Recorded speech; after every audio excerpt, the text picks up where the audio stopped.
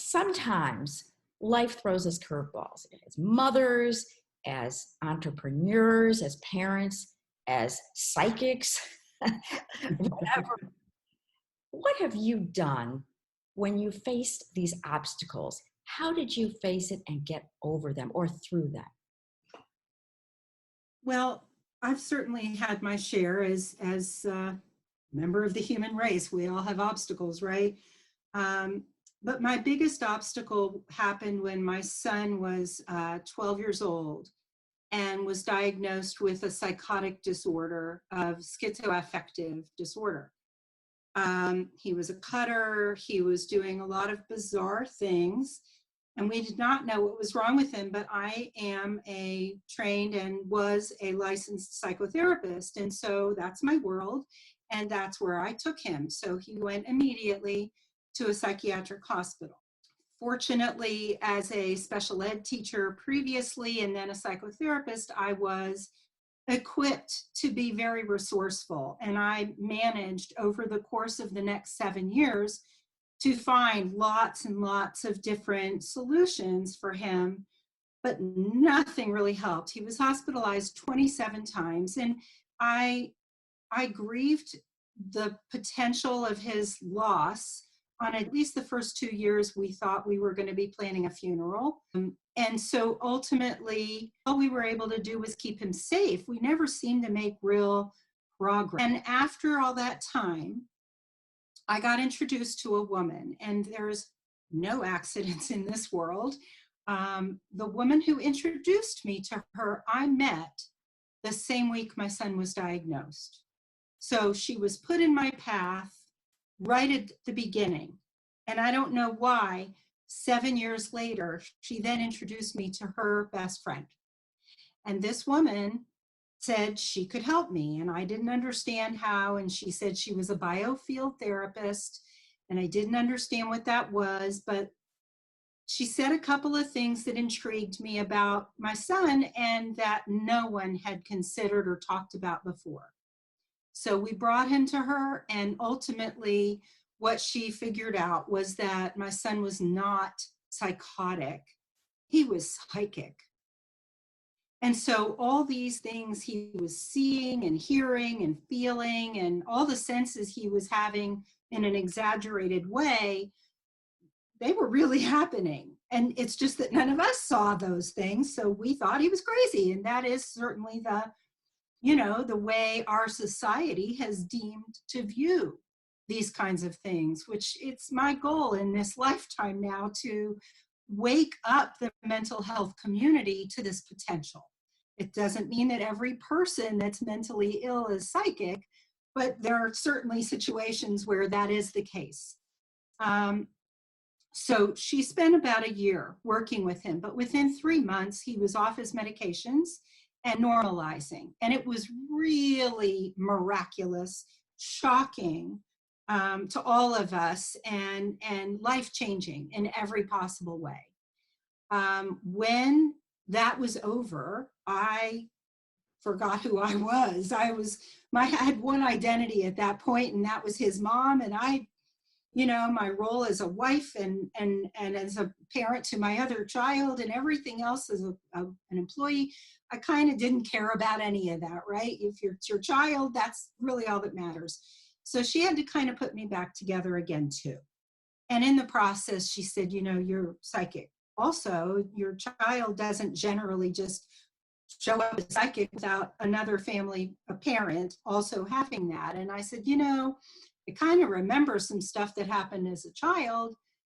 I forgot all about that because it scared me when it happened, and I made it go away. And she said, well, it didn't go away. It's just dormant. You need to wake it back up, because with your background as a psychotherapist, you could do an awful lot to help people. And so, I was skeptical about that. I had left the world of psychotherapy not real happy with it. And I didn't want to ever be a psychotherapist again. So her comment was like, I don't know that I want to do that. However, I spent about a year in classes with her and started experiencing actual psychic connection and discovered my relationship with my angels and guides and how they could help me. And then I thought, well, okay, that's different. Then I spent another year with her learning how to help other people. And I started just in classes, not like seeing clients or anything. And then one more year of practicing on people that would come to the class that weren't in the class with us. And after 3 years, I did start to see a few clients here and there. And I discovered it's very different. There's a lot of similarities, certainly, between psychotherapy and psychic therapy, but it's working on the energy system circumvents all that psychological jargon and a lot of the work. So it doesn't take it away. You still have to do the internal life altering work. You still have to have that language going in your head. You still have to talk yourself through things, but it gets to the cause very quickly. My angels and guides are actually able to tell me when a client comes in what their problem is before they even verbalize it to me. So I don't necessarily need a client to say what's wrong, because I'm going to find it anyway. And it's a blessing to have this. And I have lots of clients now, and I'm so grateful to be doing it. And some clients I see 3 or 4 times and boom, we're done, and it's quick and easy. And I have a client I've been seeing 1.5 years, but she had ridiculously complex problems, and in the beginning we had no idea she had that much going on, but little by little it got revealed. And she was mentally ill her entire life. She is not mentally ill at all anymore. Actually never was. She's one of those that got misdiagnosed. She's not psychic, but she was also misdiagnosed because nobody understood some early traumas that happened to her that we were able to discover through this connection with the divine. Wow. You said so much, Lori, and what you said was about how they still have to do the work. There's no magic pill. It's not like you go to Lori 3 times and then you're done. Life goes on. And I know that we complement each other in that way, because I know the people I work, we have a definite plan of action. And you have a great way of releasing the energy through the various souls that we have in our psychic fields, and which is so vital, especially nowadays. What do you think is one of the, how do you tell the difference between if somebody is mentally ill and not psychically? I don't always know the answer to that question, I'm told. Okay. But also, to follow up on your curiosity, I think what's important to say here is that it's the patterns that we develop through trauma and difficulty and obstacles that we encounter that create issues for us. And sometimes those patterns look like mental illness. Sometimes they don't. I mean, we all can immediately recognize, well, I have a pattern of just going to the refrigerator every time I get stressed or upset, or, we all have those negative patterns, or retreating when you don't want to deal with an issue, or, yelling or screaming or being a rager. There's all kinds of patterns, hundreds, thousands of patterns that we can have. And this Biofield therapy is focused very directly on those patterns. And so it can take 1 year to 2 years for somebody to actually change a pattern, a deeply ingrained long-term habit. That's what a pattern is. It's a habit. But with the work that I do, I can switch it fast. I won't do it until the client has spent a couple of weeks, depending on the complexity of the pattern, doing the mental gymnastics that are required. So you have to have awareness when you want to change a pattern, right? You have to recognize that you're doing it. It's the first step to anything, is catching yourself in that moment and going, oh, oh, I'm not going to grab the refrigerator door this time, right? So once they get that down and they see it and they know it and they don't want it anymore, that is when I will literally release the negative pattern. Push them into something that they don't want. Right. Would you please detail what the difference is between your physical body, your energetic body, and your soul? How you, three different areas, please? Well, there's actually even more. There's your emotional body, your mental body. There's lots of them, and they're layered, right? And they're all functioning in different capacities. So your energetic body resides anywhere from an inch above your skin to several hundred. It depends on what part you're talking. Your actual energetic body is a few feet out, maybe 3 to 5 feet out.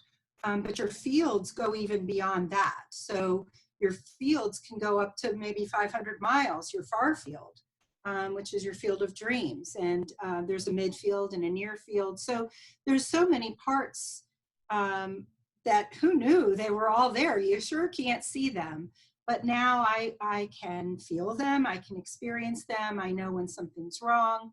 And fix them, things get clogged, and it's all because of our mental capacity. So if you get stuck in a loop of, oh, I'm never going to get this right, I'm such an idiot, I'm stupid, those kinds of thoughts actually tear your field.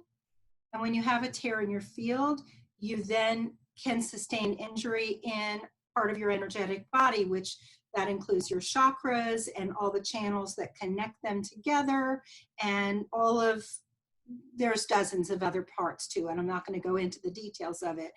But those injuries then, if not repaired and dealt with, processed properly, can then lead to physical injury.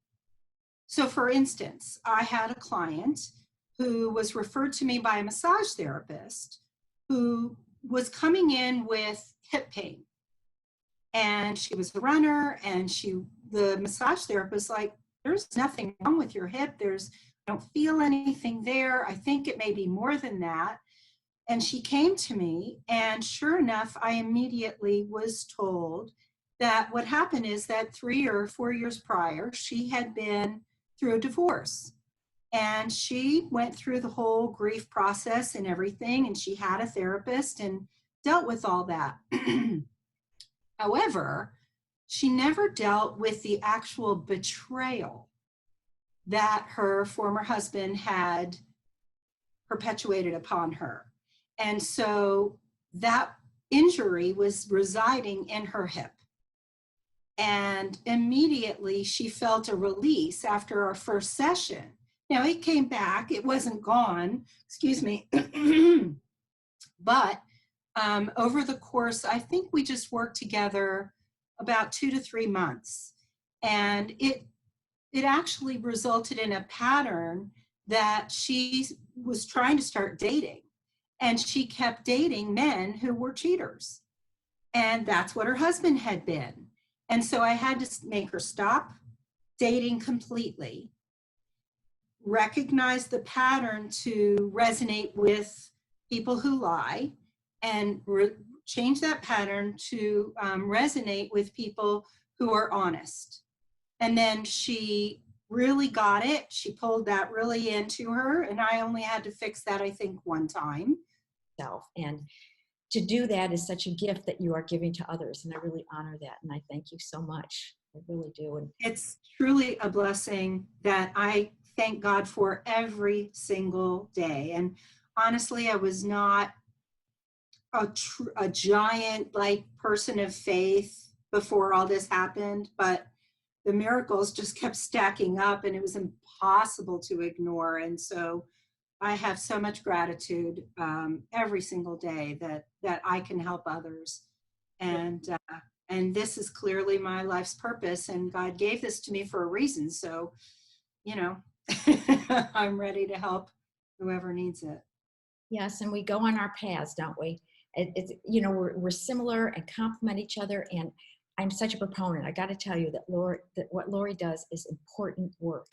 And I so value it. And unfortunately, our time is up, which would you come back, because there's so much about energy, there's so much about what you do, that you have just like done a itsy bitsy bit.